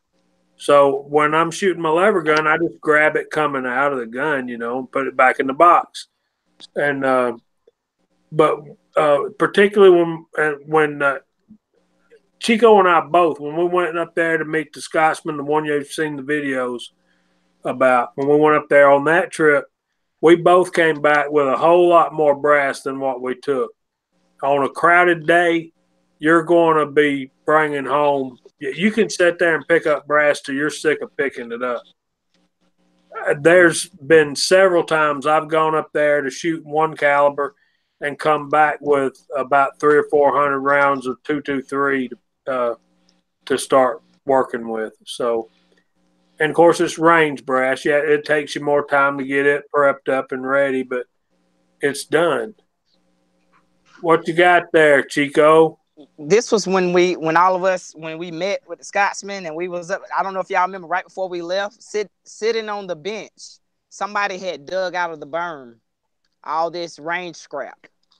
I was like, they must know I'm a caster. So yeah, I picked this up off the bench. It was, I don't know if y'all remember that. It's all, range looks like wood. So, well, it's in that Georgia clay. You see, this was a hollow point. You see the jacket on it? Oh. Yeah. So some of it's full metal jackets, but yeah, like you said, man, we definitely, every time I go to the range, I leave with more brass than what I came with, which is always good, It is fun, man. It is picking up money, if you ask me. I ain't gonna say it's like picking up money. It kind of is picking up money, because last time I bought some processed brass was like when I first got in, before I learned how to clean it. And I bought processed brass. It was like, I don't know, 1,000 rounds for like $35, $40, something like that. And when I found out how to clean it, I was like, I'm not buying no more processed brass. I'm buying dirty brass and clean it myself. So, but yeah, I enjoy it. That's my take on it. I enjoy it, man, and the help and supports out there. And if I was to ever sell my Betty Blue over here, I won't be out of too much money. Tread was saying for AR, he's got a brass catcher, and I've got one of those too. I've got it somewhere around here. I can't find anything. Anyway, Yeah. I use a brass catcher on my AR, but I still pick up all the brass I can get. But the thing about that is that brass that comes out of my rifle, I have already prepped, and it's been shot in my rifle. So I'm gonna keep that separate from all that range scrap that I pick up. So that goes in 2 different containers. The stuff that I've already prepped don't take near as much time to get ready to go as the stuff that I'm picking up. One thing about 223s, 5.56, that kind of stuff is they stake those primers in, and you got to get that primer pocket ready to accept another primer. So that's what slows you down when you're doing range prep for 223 or any military stuff. And Uncle Jim ran up on one in 9mm the other day. I kind of got tickled at him, but that's what Uncle Jim does videos for, is to get us tickled. But yeah, Tread and me think a lot alike. He says exactly. And yeah, if you're just starting out, if you're reasonably sure that you're going to like the hobby of reloading, invest in you some really good stuff, and just, like Chico did. But still, I think this press that I've got, the Lee Classic Turret Press, is great for learning, great for starting out. You can use it as a single stage. You can use it for kind of like a semi-progressive. You can pull the lever 4 times and you got a finished 9mm. I can do about 100 an hour on it with 9mm, and that's just me still feeling around, figuring out what I'm doing. But no, Scott, I didn't leave with hardly any brass today. But there were some people there that you could tell they were reloaders. They were getting it all up, and I didn't want to interfere with that, so I let them pick it all up. But so if you're reloading, you're using a progressive press, Jamie? I'm using a Lee Classic Turret Press. Is that a progressive press? No, it's kind of in between. It's a turret is kind of the midpoint between a single stage and a progressive. Oh, okay.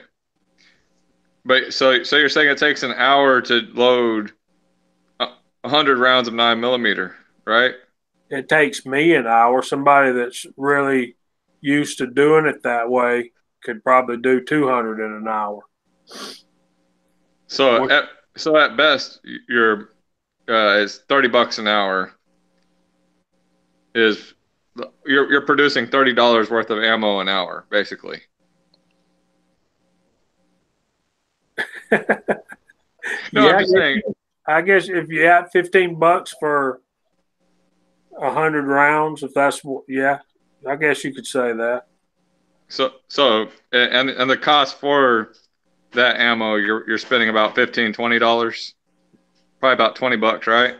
For the bullets, for the powder, for the casings, for everything is costing you about 20, right? No, because maybe if I'm running store-bought bullets, yeah, maybe. But doing cast bullets, you're looking at $6 for $6 to $8 for primers for 200 rounds. You mean? Yeah. Then I use one of my favorite powders for 9mm is Tight Group, and that's like $22 a pound, right, Chico? Yeah, about 20-25 on average. You said Tight Group? Yeah, and you're looking at a 3 point. Let's just round it up to 4 grains per charge. There's 7,000 grains in a pound of powder, so your powder is next to nothing, except for when you're buying it. It lasts a long time. So yeah, four divided by 7,000. That's or 7,000 divided by 4. Vanessa Kitty's out there. Yeah. No, that's 1,750. So that's 1,750 charges with 4 grains each. You said 3.8, so it's a little bit more. Yeah. Yeah. Vanessa, you can get started reloading for a good bit less than $1,000. So yeah, on 1 pound, 1 pound of tight group, if it's 3.8 grains of powder and you don't drop a grain, you got 1,842 charges. 3.8. So that's, that'll last you a good while if you're doing 3.8 grains of powder. And of course, if you're buying brass, that's going to add some expense. Plus, buying bullets, if you're doing something like loading your own carry ammo, which they tell us never to do. But yeah, I really like. I mean, even if you smelt your own. Sorry. Go ahead, man. My bad. Even if you cast your own lead, you're still having to buy that lead, aren't you? I mean, you're having to buy the wheel weights and stuff like that. Maybe. Maybe. Once your friends know what you do, a lot of times they'll find it and they'll buy it for next to nothing and give it to you, or horse trading, or all kind of ways to get the to get the materials to cash. Yeah, Go ahead. But they paid for the lead at one point in time. Someone paid for that lead. Maybe. No, you know what? My first lead score, I went to the salvage yard and I asked the guy, just like, hey, look, I'm looking for, you guys have any lead? And the guy was, first thing he asked me, he was like, what are you making? I was like, sinkers? So I'm finna go deep sea fishing, man. We go every year. My uncle, I gave him a story. He was like, for real? I was like, yeah. Oh, man, those sinkers are expensive down by the ocean, in Florida, Pensacola. He came back with a bucket. He said, here you go. I said, how much I owe you? He said, just bring me something nice back. I'm like, I'm making bullets, don't you? That's what I was thinking in my head. Like, I'm casting bullets. He said, bring me something nice back. He wasn't talking about no fish, so it's ways to, but yes, I have paid for lead, but still the cost, the cost, man, you're still going to save. You definitely will save. But it costs you gas to go to the salvage yard to get the lead. Yeah. You're gonna have your costs and your time and your gas, and just like anything else. So even after you already have your own brass and you're collecting your brass, raking up brass, all that good stuff, you're still spending a little bit of money on powder, some money on primers, money on gas to go get the lead or whatever, however you get it, or else you're buying the lead, or else you're actually buying the projectiles. You're paying for money for electricity to run the tumblers and whatnot, plus the money for everything else. But putting all that aside, putting aside what you spent on your presses, your scales, and all that stuff, the money that you actually put into making bullets, I would say you're probably spending $15 on 200 rounds of 9mm, about, right? For me or James? For anybody. Well, whoever. I'm spending about about. I don't know, man. My last time I did a calculation on my cost of 9mm, I'm putting it out about 5 cents a round, and that's 5 to 7 cents a round. Yeah, Country Boy Prepper had a whole series of videos about. He said how I'm loading 223 for less than 10 cents a round, how I'm loading 9mm for less than 6 cents a round, and that's all about. You check those videos out. Yeah, but you're buying in bulk, and I'm trying to do one stop. But yeah, I understand what you're saying. Yeah, you're using gas to go get those products, to go get the lead. You're using electricity, but then you kind of calculate, well, how much is your time worth? I don't look at it like that because it's a hobby, Yeah. So, but I understand what you're saying, what you were getting at. Yeah. Dang, Josh, you're turning our people away, man. Thomas, I'm just saying, when it really comes down to it, the extra 30 minutes you spend on the range, rank it up brass, the time you spend to drive to get the lead from the salvage yards, the time you spend to melt the lead and cast it, the time you spend to tumble all the brass and all that crap, plus the time you spend to actually reload it. In the end, I mean, even if just the reloading part by itself, and you got a progressive press and you're getting 200 rounds an hour, I could get that for $30 at Walmart. It's costing you probably what, 10, 15 bucks, including gas and everything else, and electricity to run your tumblers for 45 minutes, and heat to dry it, all that crap, the dish soap and detergents and all that crap to clean it, everything all together. You're probably really spending 15 bucks, roughly 15 to 20 bucks for 200 rounds, which because it's a if hobby. you have a Yeah. if you have a progressive press, then you might get 200 rounds an hour. So at that point, you could be making 15. You're saving 15 bucks an hour. But even then, that's not counting the gas that you spent and the time that you spent for everything else. So you're adding on an extra 30 minutes for raking up the brass. You're adding on extra time to go to the salvage yard. You're adding on extra gas to go pick up stuff and everything else. So in the end, you're not saving money.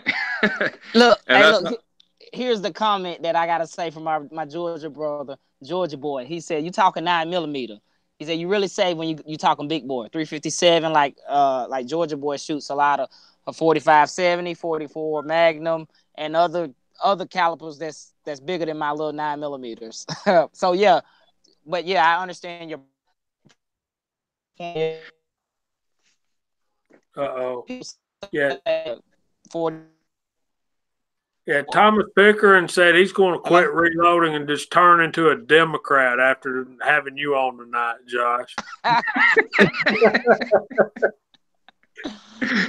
Well, I love Thomas. Well, you asked me why I don't reload. That's why I'm special. That's why I'm a special guest. That's right. He is special. Now it's time for us to start wrapping this up, but Josh, I bet it is. Buddy, you have been That's 2 hours. You've been a pleasure to have on, sir. Thank you very much. Yeah, I had a good time.